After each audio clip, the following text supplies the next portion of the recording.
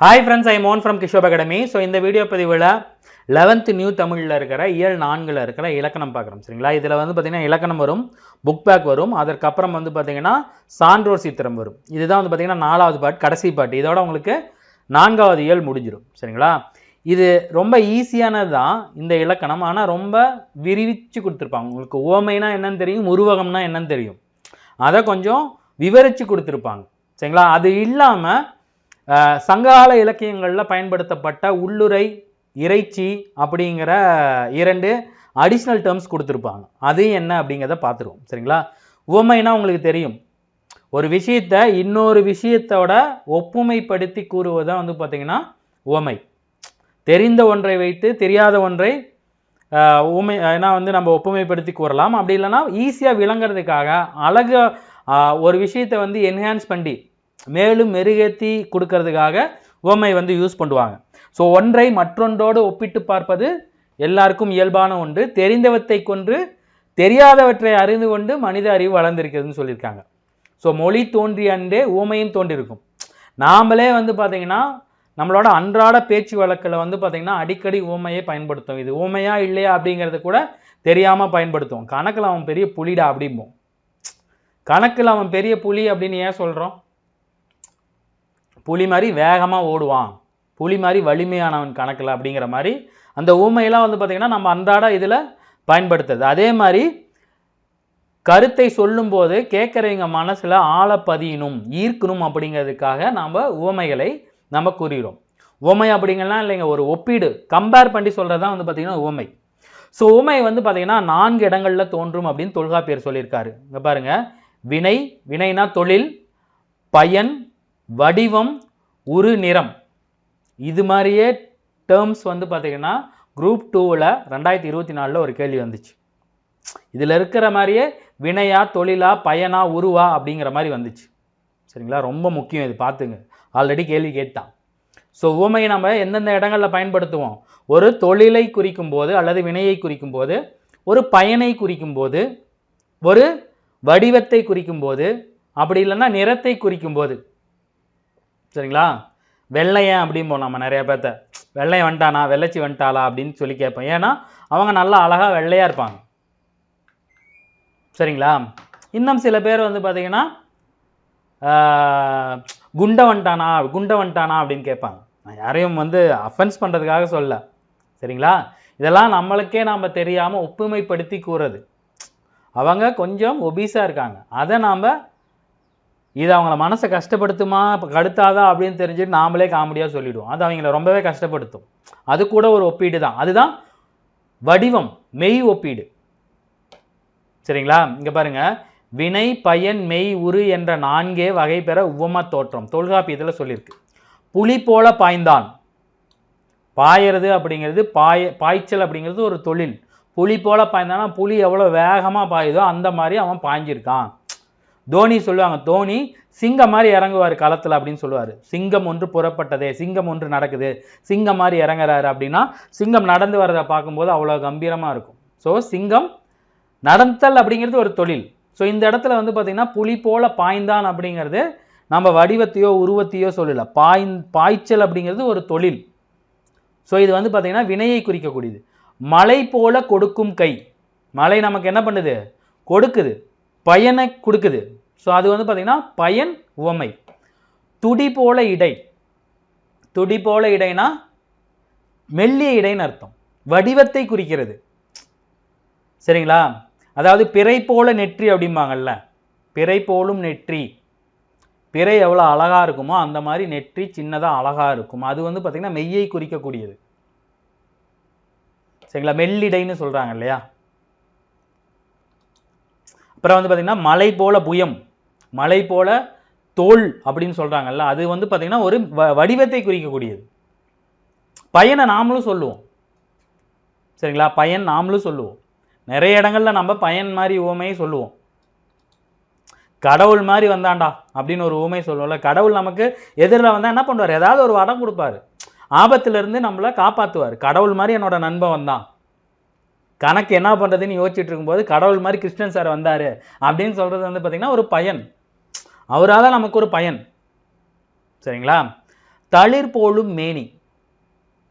சரி, இதுவும் மெய்யை தானே குறிக்குது, மேனி தானே குறிக்குது? அப்படி இல்லை. மேனி வந்து பார்த்தீங்கன்னா மொத்தமாக ஒரு 3-4 மேனி நம்ம எப்படிங்க சொல்லுவோம்? மேக்சிமம் எப்படி சொல்லுவோம்? வெள்ளையாக இருப்பாங்க, கருப்பாக இருப்பாங்க, மானரமாக இருப்பாங்க. தளிர் போலும் மேனி அப்படின்னா இந்த இடத்துல தளிர் எப்படி இருக்கும்? பசுந்தளிர் பச்சை பசையான்னு இருக்கும். ஸோ அந்த மாதிரி இருக்குது. உரு நிறம், நிறத்தை குறிக்கக்கூடிய ஒரு ஓமை. அதை நல்லா பார்த்துங்க, எதுக்கு எது ஓமைன்னு பார்த்துங்க. ஸோ இதில் குரூப் 2ல் எப்படி ஒரு கேள்வி வந்துச்சுன்னா, நிழல் போல தொடர்ந்தான், நிழல் போல தொடர்ந்தான் அப்படின்னு கேட்டிருந்தாங்க. சரிங்களா? நிழல் போல தொடர்ந்தான். நிழல் நம்மளுக்கு என்ன பண்ணும்? நிழல்னால நம்மளுக்கு ஏதாவது பயன் இருக்கான்னு கேட்டிங்கன்னா இல்லை. வடிவமாக இருக்கலாம், உருவாக இருக்கலாம். சரிங்களா? பயன் கிடையாது, வினை கிடையாது. சரிங்களா? இதுக்கு ஒரு கீ கொடுத்துருந்தாங்க, அதை நான் கீ பார்த்துட்டு நான் செக் பண்ணிட்டு உங்களுக்கு சொல்கிறேன். ஸோ நிழல் போல தொடர்ந்தான் அப்படின்னா அது ஒரு நிற வடிவம். நிழல் கருப்பாக தானே இருக்கும். இது கேள்வி கேட்டிருந்தான், நிழல் போல தொடர்ந்தான் என்ன ஓமைன்னு கேட்டிருந்தாங்க. வினை, வடிவம், பயன், உரு. அதுக்கு ஆன்சர் கீழே என்ன கொடுத்துருந்தாங்கன்னா உரு கொடுத்துருந்தாங்க. சரியா? கான்செப்டை புரிஞ்சுங்க.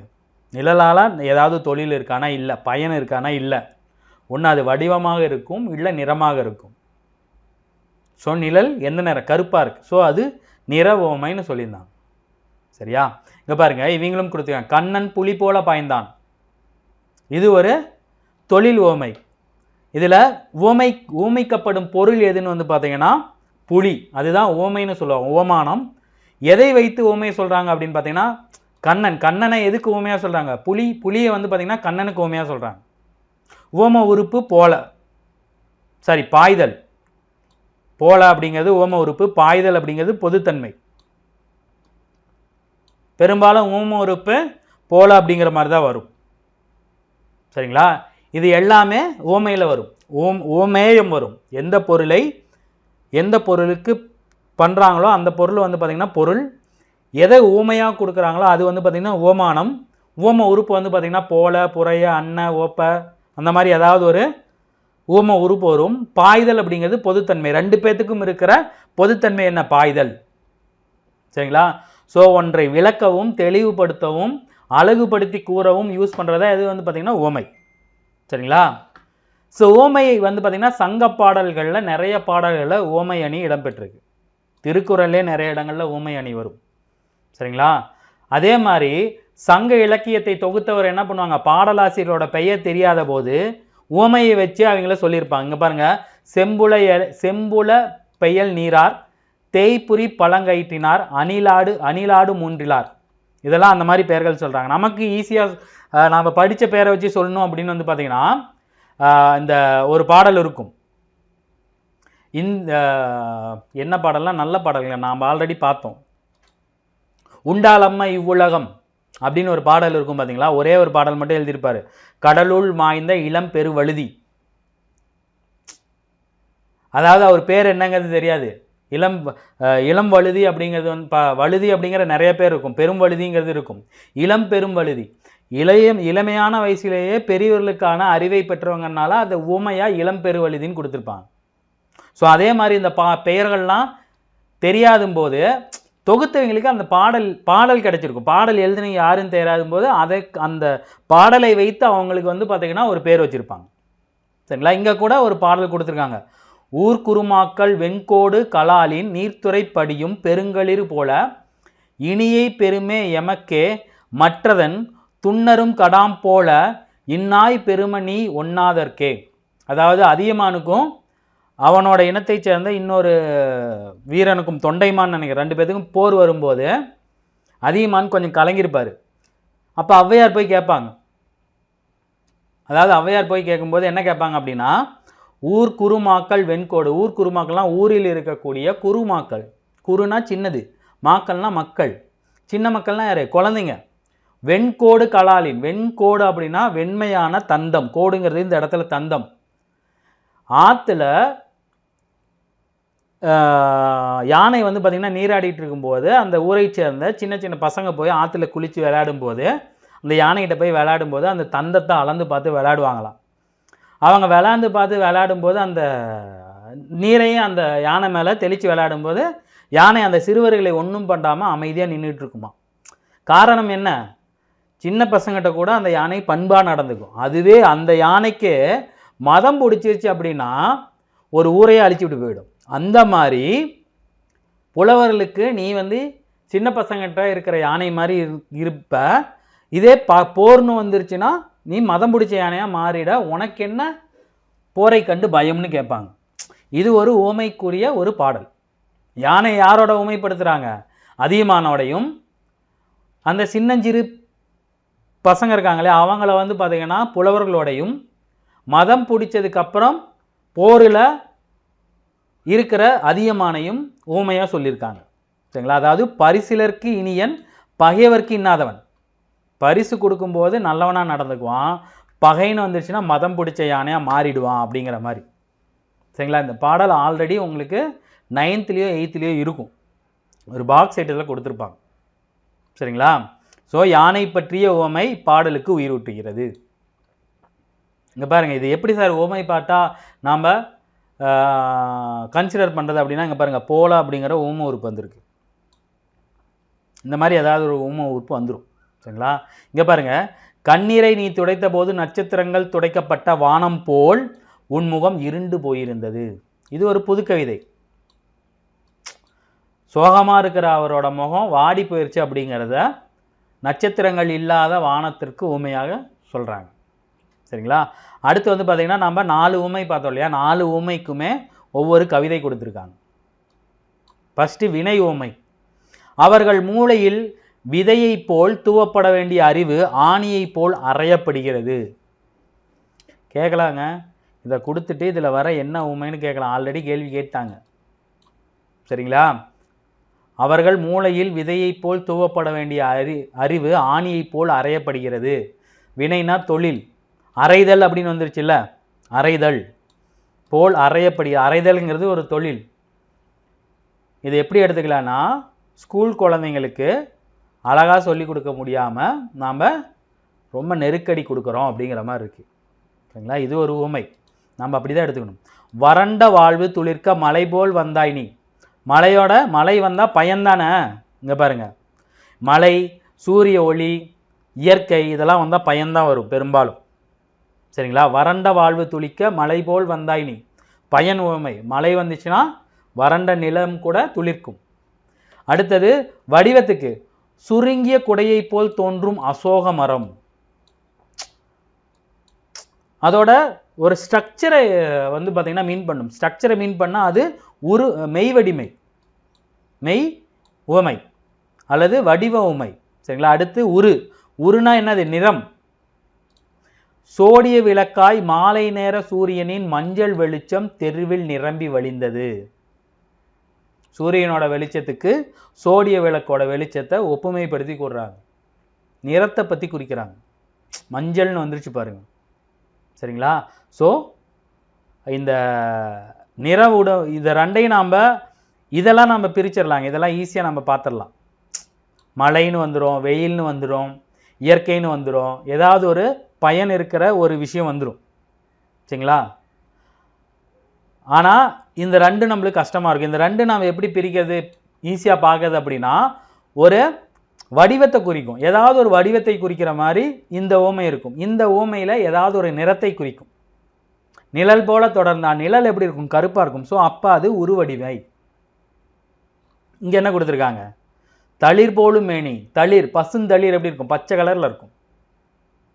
இல்லது சிகப்பு கலரில் ஏதாவது சின்ன இளம் காய் சிகப்பு கலரில் இருக்கும். அந்த மாதிரி ஏதாவது ஒரு விஷயம். சரிங்களா? அடுத்து உருவகம். உவமை வேறு உருவகம் வேறு அப்படின்னு நம்ம பிரித்தறிய முடியாத மாதிரி கொடுக்கறதா பார்த்தீங்கன்னா உருவகம். உவமையோட உருவகம் இன்னும் ரொம்ப ஒப்புமைப்படுத்தி கூறும். ஒப்பிட்டு செறிவும் பொருள் அழுத்தமும் சிறக்க அமையும் பொழுது அது உருவகம் எனப்படுகிறது. உவம உறுப்புகள் போல அப்படிங்கிற மாதிரி உவம உறுப்புகள் வரதை காட்டியும் இதில் அழகும் இனிமையும் இருக்கும். சரிங்களா? உவம தொகையாகி உருவமாக ஆயிட்டு. இங்கே பாருங்க, இது ரொம்ப குழப்புது. உங்களுக்கு ஈஸியாக சொல்கிறேன் பாருங்க. உவமையும் உவமைக்கப்படும் பொருளும் வேறுபடுத்தாமல் இரண்டும் ஒன்றே என கூறுவது உருவகம். இதில் நம்ம உருவகத்தை எப்படி ஈஸியாக வச்சுக்கிறதுனா, எந்த பொருளை உவமைப்படுத்துகிறாங்களோ அது முன்னாடி வந்துடும்.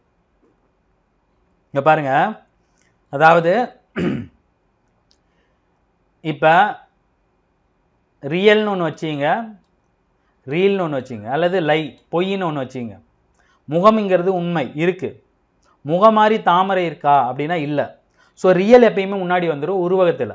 இங்கே பாருங்க, முகத்தாமரை, தாமரை போலும் முகம்னா அது உவமை. முகத்தாமரை போலும் புறை அப்படிங்கிற உறுப்புகள் நடுவில் வராது. ஊமிக்கப்படக்கூடிய பொருள் முன்னாடி வந்துடும், உவமை பின்னாடி வந்துடும். சரிங்களா, அதுதான் உருவகம்.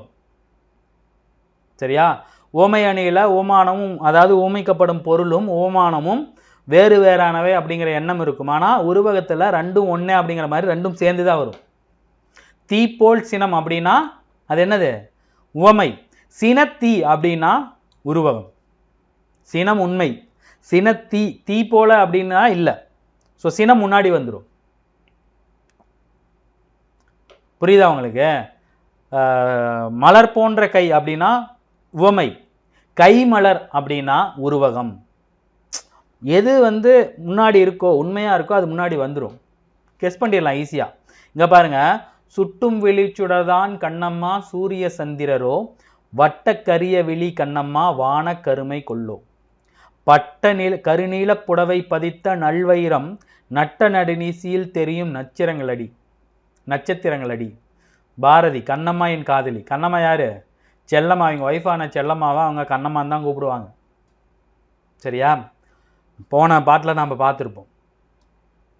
சுட்டும் விழிச்சுடர், ஆக்சுவலாக விழி முன்னாடி வந்துருச்சு பாருங்க. ஆக்சுவலாக எப்படி வரணும்? சுடர் விழின்னு வரணும். சுடர் போன்ற விழின்னு வந்தா உவமை, விழிச்சுடர்னு வந்தா உருவகம்.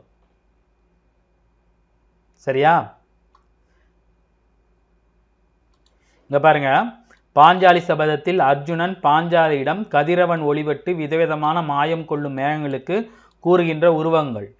தீயின் குழம்புகள், செலும்பொன், காய்ச்சி விட்ட ஓடைகள், தங்கத்தீவுகள், நீல பொய்கைகள், தங்க தோணிகள், கருஞ்சீரகங்கள், தங்க திமிலங்கள் என்றெல்லாம் உருவகிப்பது அழகு கூட்டுகிறது. 2022 நடந்த ஒரு தேர்வில் கேட்டிருந்தாங்க, நீல பொய்கையில் மிதந்திடும் தங்க தோணிகள் யார் யாரிடம் கூறியது அப்படின்னு கேட்டிருந்தாங்க. அர்ஜுனன் பாஞ்சாலியிடம் கூறியது ஆப்ஷனில் வச்சுருந்தாங்க. சரிங்களா, எல்லாமே முக்கியம். இதில் இவர் யாருக்கிட்ட எதை பற்றி சொல்கிறாருன்னு பார்த்துங்க.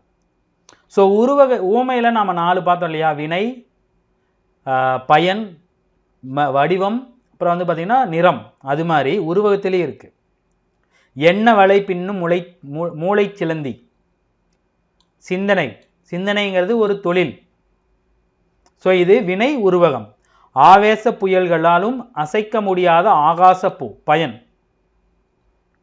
இது எப்படி பயன்னு எனக்கு தெரியல. சரியா, நீல வயலின் நட்சத்திர மணிகள் வானமும் விண்மீன்களும் மெய். நட்சத்திரம் மாதிரி மணி, அந்த உருவத்தை சொல்லிருச்சு. அடுத்து வடிவத்தை சொல்லி, மலைக்கிழவியின் நரைத்த கூந்தல் நிறம். நரைத்த கூந்தல் எந்த கலரில் இருக்கும்? வெள்ளை கலரில் இருக்கும். ஸோ நிறம். நீல வயலின் மணி அப்படி உருண்டையாக இருக்கும், நீல கலரில் மினுக்கும்.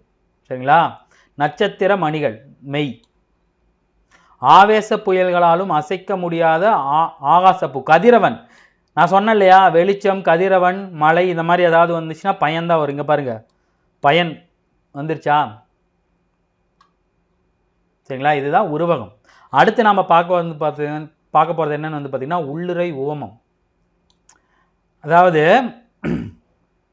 கூற வர கருத்துக்களை வெளிப்படையாக கூறாம ஏதாவது ஒரு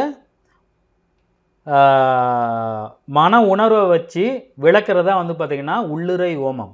உவமை தான் இது, ஆனால் இன்னமே டீப்பாக டபுள் மீனிங்கில் சொல்கிற மாதிரி இருக்கும்.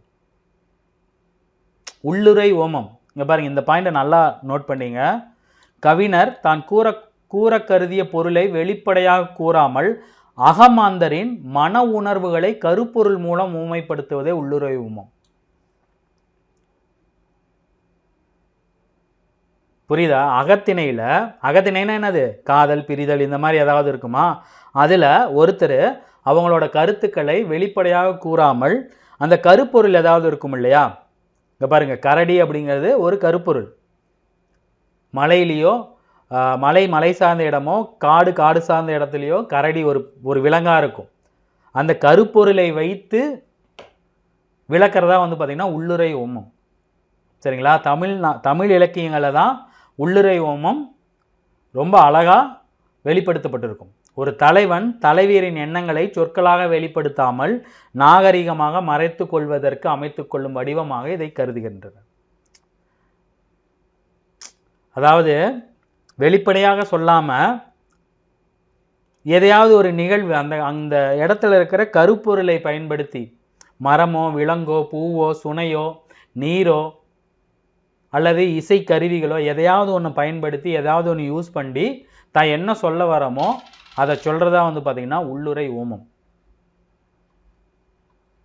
சரிங்களா? இடம்பெறும் மாந்தர்களின் உள்ளத்தெழும் உணர்வுகளை குறிப்பு பொருளாகவும் உள்ளுரை ஓமம் அதாவது இயற்கை காட்சியா மட்டும் புனைக்காம குறிப்பு பொருளாகவும் கொடுத்துருப்பாங்க. சரிங்களா? இங்க பாருங்க, இதை விட்டுருங்க, இந்த பாயிண்ட பாருங்க. தோழிக்கு சொல்வது போல தலைவி மறைந்து நிற்கும் தலைவனுக்கு சொல்வதாக பெருங்குன்றார் கிழார் ஒரு பாடல் பாடியிருக்காங்க. ரொம்ப அழகான பாடல். தோழியும் தலைவியும் விளையாண்டுட்டு இருக்காங்க. அப்ப தலைவியை கூட்டிட்டு போறதுக்கோசரம் தலைவன் ஓரமா மறைஞ்சு நிற்கிறாங்க. தலைவிகிட்ட சொல்ற மாதிரி தோழி தலைவனுக்கு ஒரு விஷயத்த சொல்றாங்க. சரிங்களா? உங்களுக்கு இன்னும் புரிகிற மாதிரி சொல்லணும் அப்படின்னா, நிறைய மனைவி என்ன பண்ணுவாங்க, கணவனை திட்டுறதுக்கு பதிலாக குழந்தைங்க விளையாண்டுட்டு இருக்கும். ஒரு பையனோ ஒரு பொண்ணோ ஒரு குழந்தை விளையாண்டுட்டு இருக்கும்போது கணவன்கிட்ட திட்ட முடியாது. ஏதாவது அவர் வேலையாக இருப்பார், கோபமாக ஏதாவது ஒரு ஆஃபீஸ் வேலை செஞ்சிட்டு இருப்பார். அவங்கள திட்டி ஆகணும். என்ன பண்ணுவாங்க, எப்போ பார்த்தாலும் எருமை மாடு மாதிரி ஏதாவது விளையாண்டுட்டு ஏதாவது ஒன்று பண்ணிக்கிட்டே இருக்கு, இந்த வேலையை செய்ய மாட்டியா அப்படின்னு கணவனை திட்டுற மாதிரி, இந்த குழந்தையை திட்டுற மாதிரி கணவன்கிட்ட சொல்லுவாங்க. அதுதான் உள்ளுரை ஓமம். உள்ளுரை ஓமம் எல்லா பெண்களும் பயன்படுத்தக்கூடிய ஒரு விஷயம்தான். கையை பாரு, வந்து ஆளைப்பாரு, அவங்க அப்பனை மாதிரியே இருக்கு அப்படின்னு சொல்லுவாங்க. ஏதாவது ஒரு அட்டகாசம் பண்ணிட்டு இருக்கும் குழந்தை, புருஷன் பார்த்துக்கு அமைதியாக உட்காந்துருப்பாப்புல. என்ன பண்ணுறது, புருஷனை வாட்டுறதுக்கோசரம் பையனை திட்டுறது. ஆளைப்பாரு, அவங்க அப்பா மாதிரியே அதை பண்ணுறான் இதை பண்ணுறான் அப்படின்னு. இது அந்த குழந்தைக்கு மட்டும் உழுவுற திட்டு இல்லை, கணவனுக்கும் சேர்த்து விளற திட்டது. அதுதான் உள்ளுரை ஓமம். சரிங்களா? இங்கே பாருங்க, இந்த பாடல் ரொம்ப அழகாக இருக்கும். ஈயல் புற்றத்து ஈரம் பூர்த்து இருத்த குறும்பி வல்சி பெருங்கை ஏற்றை தூங்குதோல் தூதிய வள்ளுகிர் கதுவலின் பாம்பு மதன் அழியும் பானாட் கட்குங்கள். சரிங்களா? வள்ளுகிர் அப்படின்னா நகம். சரிங்களா? பாம்பு மதன் அழியும்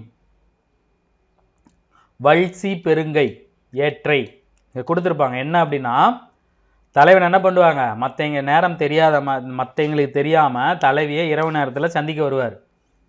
அப்போ அந்த நேரத்தில் பசியோட கரடி ஒன்று அலைஞ்சிக்கிட்டு இருக்கும். அந்த கரடி என்ன பண்ணும், ஈசல் நிறையா இருக்குது அப்படின்னு சொல்லி அந்த நகத்தோட புத்துக்குள்ளே கையை விடும். அப்போ அந்த நகம் பட்டு அங்கே உள்ள ஒரு பாம்பு இருக்கும். பாம்பு என்ன பண்ணிருக்கோம், கரடியோட நகம் பட்டு பாம்புக்கு வலியால் துடிக்கும். கரடிக்கு வேண்டியது ஈசல், அது ஈசல் எடுத்து தின்னுட்டு போயிடும். ஆனால் உள்ளே இருக்கிற பாம்பு வேற வழியே இல்லாமல் நகம்பட்டு வழியில் துன்பப்படும். இதுக்கும் அதுக்கு என்ன சார் சம்மந்தம் அப்படின்னா, இரவு நேரத்தில் நீ வர மாதிரி கரடி எப்படி வருதோ அது மாதிரி நீ வந்துட்டு நீ தலைவியோட ஜாலியாக இருந்துட்டு போயிடுற. ஆனால் நீ போனதுக்கப்புறம் தலைவி பிரச்சனையில் மாட்டுறாங்க அப்படிங்கிற மாதிரி ஒரு ஓமம். சரிங்களா? அதாவது இரவு நேரத்தில் காட்டை கடந்து வரும் தலைவன் கரடிக்கு ஊமை. சரிங்களா? தலைவி அஞ்சு வருந்துவதை, அவன் நைட் நேரத்தில் இந்த மாதிரி ஒளிஞ்சு வரதை நினச்சி இவன் எப்படி வருவானோ, ஏதாவது ஒன்று ஆயிடுமோ அப்படின்னு அந்த தலைவி வருந்துறத இவனோட கரடியோட நகம்பட்டு பாம்பு வருந்துற மாதிரி ஊமையாக கொடுத்துருக்காங்க. இதுதான் வந்து பார்த்திங்கன்னா உள்ளுரை ஓமம். இதோட ஒரு இறைச்சி பொருளும் இருக்குது. உங்களுக்கு புரியுதா? மறுபடியும் புரிகிற மாதிரி சொல்கிறேன். தலைவி பார்க்கறதுக்கோசரம் தலைவன் இரவு நேரத்தில் காட்டை பயணம் செய்து எல்லாத்தையும் தாண்டி வரான். ஒன்று அவன் யார்கிட்டையாவது மாட்டிக்கிட்டா பிரச்சனை, இல்லை ஏதாவது ஒரு விலங்குகளாலேயோ வேறு ஏதாவது ஒரு விஷயத்தினாலேயோ அவனுக்கு இடையூறு ஏற்படலாம். அவன் மறுபடியும் திரும்பி எப்படி போவானோ, எப்படி நைட்டு வருவானோ அப்படின்னு தலைவி பயந்துட்டு இருப்பாங்க இல்லையா? நீ வந்துட்டு போயிடுற, ஆனால் உன்னை நீ போகிறத நினச்சும் நீ நைட் நேரத்தில் சேஃப்டி இல்லாமல் வரதை நினச்சும் என்ன பண்ணுறாங்க, தலைவி வருந்துறாங்க அப்படின்னு சொல்லிட்டு நீ நைட்டில் வராத, பகலில் வா, அப்படி இல்லைன்னா அவளை சீக்கிரம் கல்யாணம் பண்ணிக்கோ, உனக்கு தெரியாமல் இங்கே இவங்க கஷ்டப்படுறாங்கன்னு உள்ளுரை ஊமம் வச்சு தோழி தலைவிகிட்ட சொல்கிற மாதிரி தலைவன்கிட்ட சொல்கிறாங்க. சரிங்களா? அதே மாதிரி இதில் உள்ளுரை ஓமம் மாதிரி இறைச்சி ஒன்று இருக்குது. இறைச்சின்னா என்னன்னா இதுவும் குறிப்பு பொருளில் தான் வரும். இதுவும் கிட்டத்தட்ட உள்ளுரை ஓமம் மாதிரி தான். சரிங்களா? இதில் கருப்பொருள் உரிப்பொருள் இருக்குல்ல, அதோட தொடர்பு இல்லாத இன்னொரு பொருளை வந்து குறிப்பால் உணர்த்தை தான் வந்து பார்த்திங்கன்னா இறைச்சி.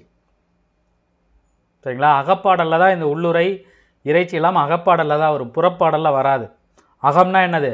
அகத்திணை, அன்பின் அகத்திணை, மனதில் ஏற்படும் உணர்வுகளை, காதல், பிரிவு, இந்த மாதிரியான விஷயங்களை சொல்கிறதா வந்து பார்த்திங்கன்னா அகப்பொருள்.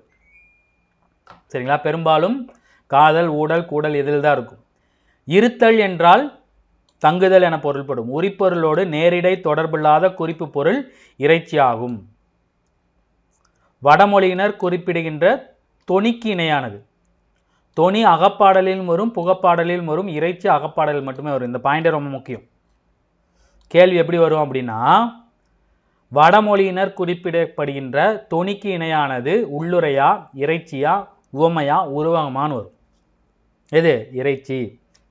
ஆனால் வடமொழியில் இறைச்சி அகப்பாடலிலும் வரும், புறப்பாடலிலும் வரும். ஆனால் தமிழில் இறைச்சி அகப்பாடலில் மட்டும்தான் வரும். இறைச்சினா மீட்டு கிடையாது, இலக்கணத்தில் ஒரு டேர்ம்ஸ். சரிங்களா?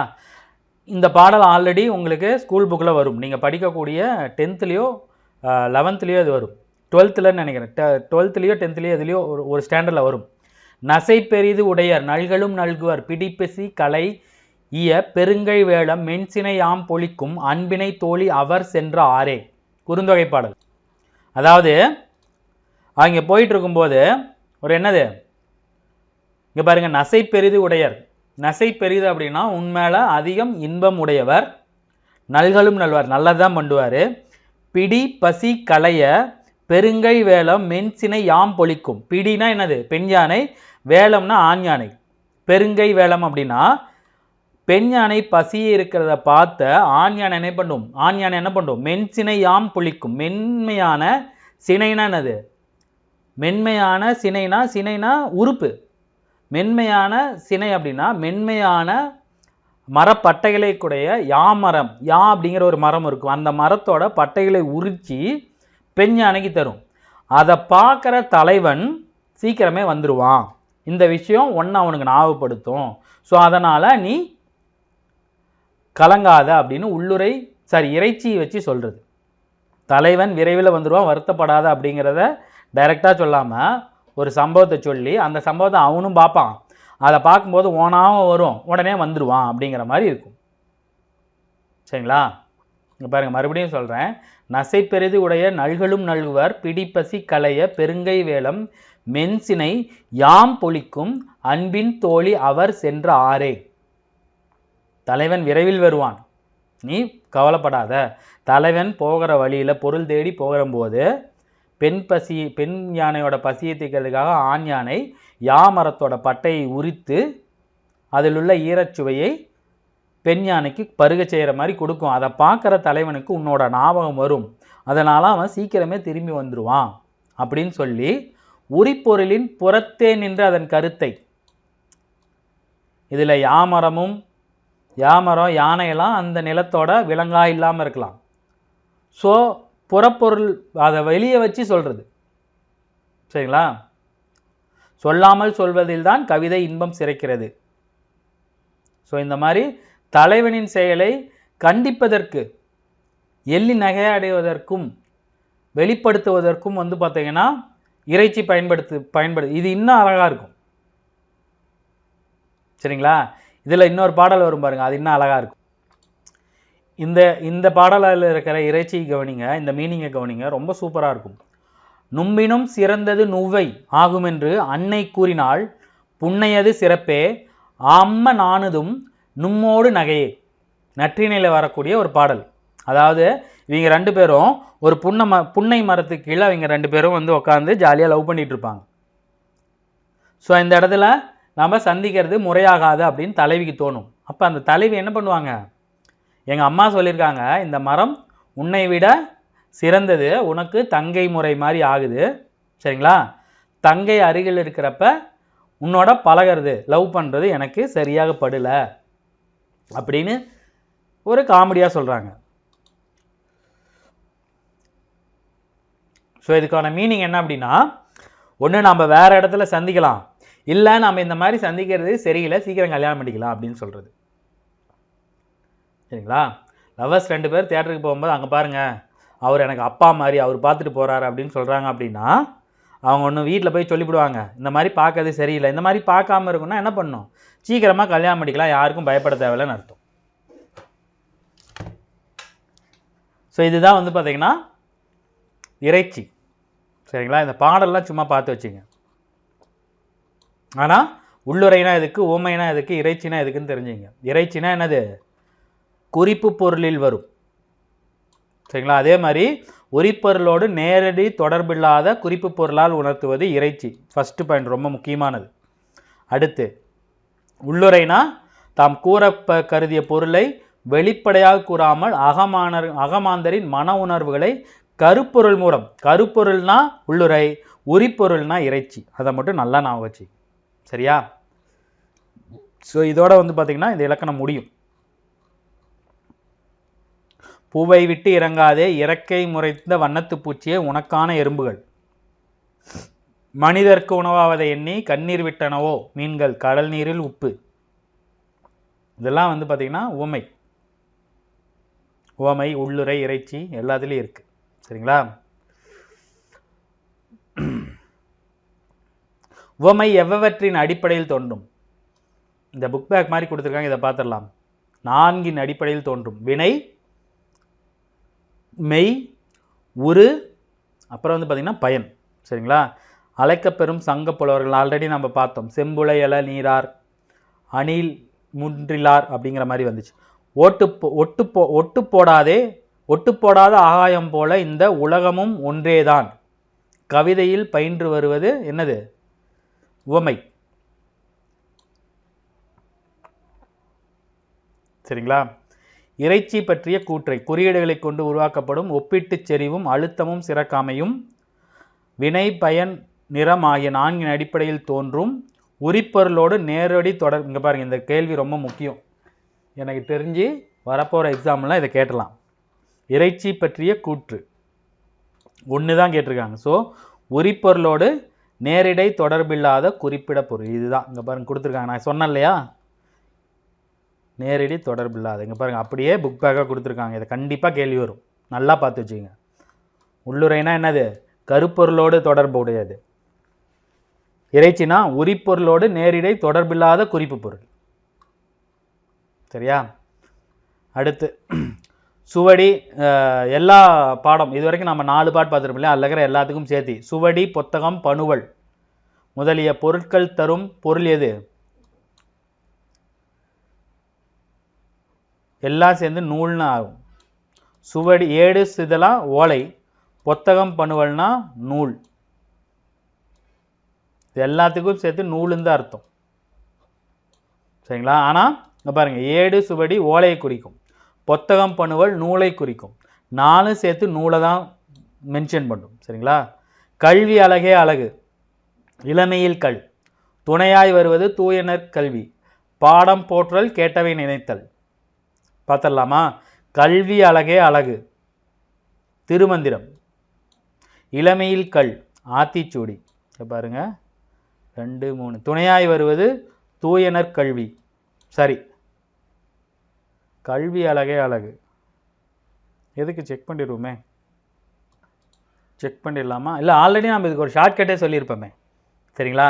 இளமையில் கல் ஆத்திச்சூடி, சரிங்களா? ஆக்கு 3, ஸோ 2 இடத்துல இருக்குது, 2ல் ஏதாவது ஒன்று. கல்வி அழகே அழகு 4 அடி, 4 அடி கொடுத்துனாச்சும் கல்வி படிக்க சொல்லணும்னு நம்ம சொல்லியிருப்போம். ஸோ இதுதான் துணையாய் வருவது தூயனர் கல்வி, நமக்கு துணையாய் வரவங்கள திரு அப்படின்னு பெருமையோட அல்லது மரியாதையோட குறிப்போம்னு சொல்லியிருப்போம், சரிங்களா? ஸோ 3க்கு ஈக்கெனது திருமந்திரம், சாரி இதுதான் ஆன்சர். கல்வி அழக 4 அடியார்ல பாருங்க, இது 5. சரிங்களா? பாடம் போற்றவை கேட்டவை நினைத்தல் தொல்காப்பிய சிறப்புரை பாடல். சரிங்களா? 9 அடி சிற்றலையும் 12 அடி பேரலையும் கொண்டது நற்றிணை. சரிங்களா? தொல்காப்பியத்தில் உள்ள மொத்த இயல்கள் என்னது? 3 அதிகாரம், அதிகாரத்துக்கு 9 இயல்கள், மொத்தம் 27 இயல்கள். நிழல் போல தொடர்ந்தான். அடேங்க அப்பா, இதை தாங்க அப்படியே கேட்டிருக்காங்க. இங்கே இருக்குது பாருங்க, உரு 2024 ஒரு கொஸ்டின் கேட்டிருந்தாங்கன்னு சொன்னால, நிழல் போல தொடர்ந்தான் எங்கேருந்து எடுத்திருக்காங்க பாருங்க. அப்போ இதிலிருந்து கண்டிப்பாக ஒரு கேள்வி வரும். புக் பேக் எவ்வளோ முக்கியம்னு பார்த்துங்க. இதை தான் கேட்டிருக்காங்க, உரு உமை. சரியா? ஓகே, அடுத்து வந்து பார்த்தீங்கன்னா ஆண்ட்ரோட் சித்திரம். ஜியு போப் பற்றி கொடுத்துருக்காங்க. ஜியு போப்போட சிறப்பு பட்டம் செந்தமிழ் செம்மல் doctor G U Pope. G U Pope தமிழ்நாட்டை சார்ந்தவர் இல்லை. 1839 தான் தென்னிந்தியாவுக்கு வந்திருக்காரு. அதாவது சென்னையில் சாந்தோம் வந்திருக்காரு. வரதுக்கு கிட்டத்தட்ட 8 திங்கள் ஆயிருக்கும். அந்த டைமில் தமிழை படித்து இறங்கினோடனே சொற்பொழிவு ஆற்ற அளவுக்கு தமிழ் எல்லாத்தையும் படிச்சிருக்காரு. சரிங்களா? ஸோ அவர் இறங்கின உடனே தமிழ் உரையை படித்து சொற்பொழிவாற்றிருக்கார். சாந்தோமில் தான் முதல்ல இறங்கியிருக்காரு. என்னடா வெள்ளைக்காரர் வந்து இறங்கினோடனே தமிழ் இப்படி பேசியிருக்காங்கன்னு கூடியிருந்த எல்லாத்துக்கும் பெரு வியப்பளித்தது. அதற்கப்புறம் அப்போ வெள்ளைக்காரங்க ஆண்டுகிட்டு இருந்தாங்க இல்லையா? ஸோ அவங்க தமிழ் படிக்கிறதுக்கு ஈஸியாகவும், இங்கே இருக்கிற தமிழர்கள் ஆங்கிலம் படிப்பது ஈஸியாகவும் தமிழ் நூல்களை ஆங்கிலத்தில் மொழிபெயர்த்திருக்காரு, ஆங்கிலேயருக்கோசரம். அது மட்டும் இல்லாமல் திருக்குறள், திருவாசகம் இதெல்லாம் ஆங்கில மொழிபெயர்ப்பில் சிறந்தவை. அடிக்கடி கேள்வி வந்திருக்கு. திருக்குறளை ஆங்கிலத்தில் மொழிபெயர்த்தவர் யாரு? G U Pope. திருவாசகத்தின் சில பாடல்களை ஆங்கிலத்தில் மொழிபெயர்த்தவர் ஜியு போப். சரிங்களா? இவர் தஞ்சாவூரில் வாழ்ந்த போது தமிழ் இலக்கியங்களை நிறைய சிறுவிர கற்று தொல்காப்பியம், நன்னூல் இதெல்லாம் படிக்கிறது கஷ்டமாக இருக்குன்னு சொல்லிட்டு தமிழ் இலக்கண நூல்களை சிலவற்றை அவரே எழுதி வெளியிட்டிருக்கார். சரிங்களா? அதே மாதிரி ஹேண்ட்புக் ஒன்று எழுதியிருக்காரு. தமிழை கற்றுக்கொள்வதற்காக ஹேண்ட்புக், தமிழ் ஹேண்ட்புக் அப்படிங்கிறத ஒன்று அவராக கைப்பட எழுதியிருக்காரு. சரிங்களா? பள்ளிக்கூட மாணவர்கள் தாய்மொழிய வழியாகவே அனைத்து துறை கல்வியும் பெறுதல் முக்கியம் என்றுன்னு அப்பயே சொன்னவர். ஸோ 70 ஆண்டுகள் தமிழோடு வாழ்ந்து தமிழுக்கு தொண்டு செய்தவர் யாருன்னு வந்து பார்த்தீங்கன்னா ஜியு போப். ரொம்ப முக்கியமான பாயிண்ட் என்னன்னு வந்து பார்த்தீங்கன்னா தமிழ் ஹேண்ட்புக்கு, திருக்குறள், திருவாசக ஆங்கில மொழிபெயர்ப்புகள். சரிங்களா? அதுக்கப்புறம் தொல்காப்பியம், நன்னூல்லாம் படிக்கிறது கஷ்டமாக இருக்குன்னு சொல்லிட்டு தமிழ் இலக்கண நூல்கள். இதெல்லாம் இவரோட முக்கியமான பங்களிப்புகள். சரிங்களா? இங்கே பாருங்க, இந்த பாடல்கள் ரொம்ப முக்கியம். பெண்ணுக்கு நாணத்தை வைத்தான் புவி பேணி வளர்த்திடும் ஈசன், மண்ணுக்குள்ளே சில மூடர் நல்ல மாதர் அறிவை கெடுத்தார். கண்கள் இரண்டினில் ஒன்றை குத்தி காட்சி கெடுத்திடலாமோ, பெண்கள் அறிவை வளர்த்தால் வையம் பேதமை அற்றிடும் காணீர். எனக்கு தெரிஞ்சு இந்த லைன் தான் பாரதியாரா பாரதிதாசனா குழப்பற மாதிரி இருக்கு. இதை கேட்பாங்க. இதை கேட்டுட்டு பாரதியாரா பாரதிதாசனான்னு ஆப்ஷன் வைப்பாங்க. பெண்கள் அறிவை வளர்த்தால் வையம் பேதமை எற்றிடும் காணீர். சரிங்களா? இதற்கப்புறம்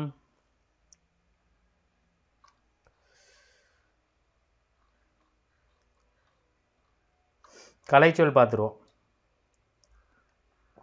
எஜுகேஷனல் கமிட்டி அப்படின்னா கல்விக்குழு, இன்ஃப்ராஸ்ட்ரக்சர் அப்படின்னா உள்கட்டமைப்பு, கிளாசிக்கல் லாங்குவேஜ் அப்படின்னா செம்மொழி, ஆன்செஸ்டர் அப்படின்னா நம்மளோட மூதாதையர், நம்மளோட ஆன்செஸ்டரை கும்பிடணும் அப்படின்னு சொல்லுவாங்க. வேல்யூ எஜுகேஷன் மதிப்பு கல்வி, மென்டல் எபிலிட்டிஸ்னா மன ஆற்றல். ஓகே, இதோட இந்த 4வது இயல் முடியுது. அதுலேயும் இந்த பாட்டு ரொம்ப முக்கியம். சரிங்களா? இதெல்லாம் உங்களுக்கு தேவைப்படாது. சரிங்களா? இதெல்லாம்